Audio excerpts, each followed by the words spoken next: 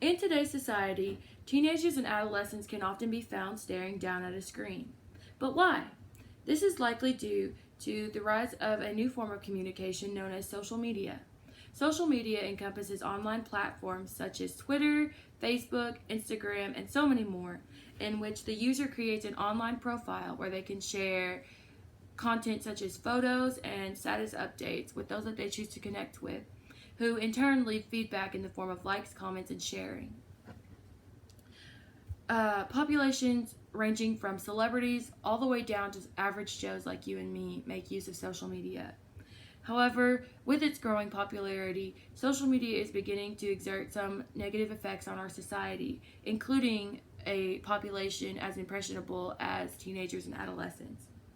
Social media is an epidemic, slowly gaining control over the minds of adolescents everywhere, bringing new issues such as cyberbullying, addiction, and shallow, unfulfilling relationships with it. One of the most prevalent issues that can be seen with the rising popularity of social media is a concept known as cyberbullying. Cyberbullying is similar to traditional bullying in that there is a bully and a victim. However, all of the bullying occurs over an online platform, especially social media platforms. Social media provides a 24-hour-a-day, 7-day-a-week form of communication between people all over the world, and can also allow those who choose to remain anonymous or even pose as somebody who they are not. This allows a cyberbully to again remain anonymous, but also provides a non-confrontational way for them to bully their victim, and also to do so without immediate consequences. In turn, this can decrease the self-esteem of the victim and lead to suicidal thoughts, and also increase violence in others that may see the cyberbullying occur, or also in the victim themselves as a way to cope with the bullying. Another prevalent problem with social media is one known as addiction and or narcissism. Narcissism is defined as an obsession with the self. This is likely seen on social media through what is known as a selfie, which is a picture of yourself that you post on social media either with or without a caption. Those who are known to have narcissistic qualities often have a need for reassurance that they have the optimal self. Social media can provide this reassurance in that the narcissistic individual posts the selfie, and through a certain number of likes and comments, other users can provide this reassurance that they are seeking and actually feed their self-obsession.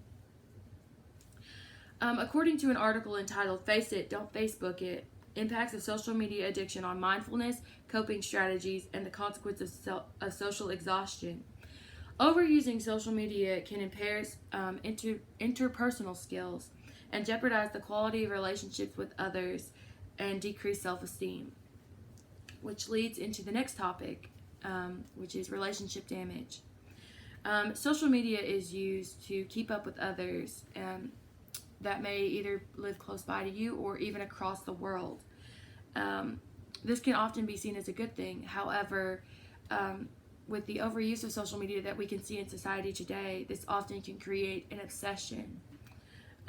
This obsession can in turn damage social skills, especially in those that are still developing, such as teenagers and adolescents, in that they are always looking at a screen, so they are unable to communicate face-to-face with those right in front of them. In their article, Glazer et al. Explains this with a theory known as the displacement theory, or displacement hypothesis, This states that the use of the internet to connect with others displaces face-to-face relationships and the quality of support given by the user and also received by the user.